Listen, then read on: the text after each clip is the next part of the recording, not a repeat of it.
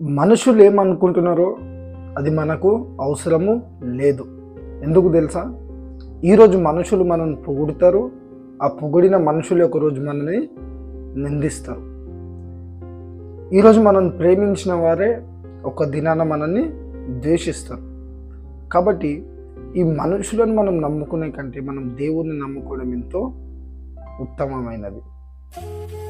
దేవుని వాక్యం సెలవిస్తుంది, ఒక్కోడు నీతిమంతుడు లేడు, ఒక్కోడును లేడు. కాబట్టి మనం మనుషులని నమ్ముకునే కంటే ఆ దేవుని నమ్ముకోవడం మంచిది. ఈరోజు మనల్ని ఘనపరుస్తున్నారు మనుషులు, ఈరోజు మనల్ని ప్రేమిస్తున్నారు, కానీ ఒక సమయం వస్తుంది అందరు మనల్ని విడిచిపెట్టి వెళ్ళిపోతారు. సో మనుషులు మన ఆత్మీయ జీవితంలో మనం ముందుకెళ్తున్నప్పుడు మనుషులు మన కోసం ఏమనుకున్నా మనకు అవసరము లేదు. ఎందుకు తెలుసా? మనము బ్రతుకున్నన్ని రోజులు, మనము చనిపోయేంత వరకు మనుషులు మన కోసము తప్పుగా మాట్లాడుతూనే ఉంటారు. నువ్వు ఎంత మంచిగా బ్రతికినా మన కోసం మనుషులు తప్పుగా మాట్లాడుతూనే ఉంటారు. కాబట్టి మనం ఏ మనిషిని పట్టించుకునే అవసరము లేదు. ఎండిపోయిన చెట్టు మీద ఎవరు రాళ్ళు విసిరరు. ఏ చెట్టు మీద రాళ్ళు పడతాయి అంటే ఫలాలు ఉన్న చెట్టు మీదనే రాళ్ళు పడతాయి.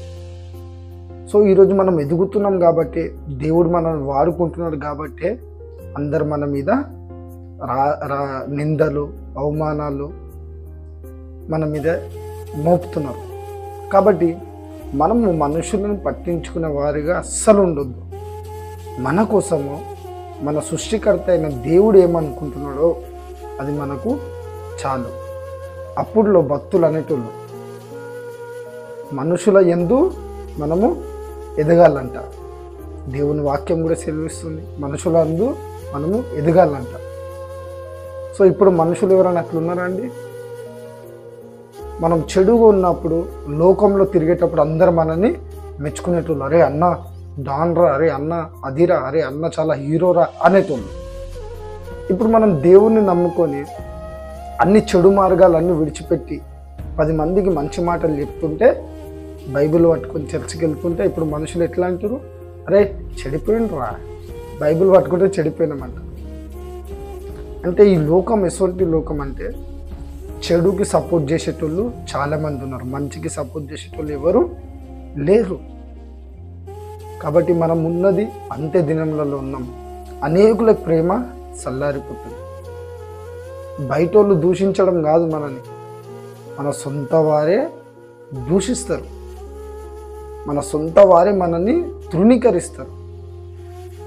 కాబట్టి దేవుడు ఒక్కడే నీతిమంతుడు, ఆయననే మనల్ని ప్రేమిస్తున్నాడు.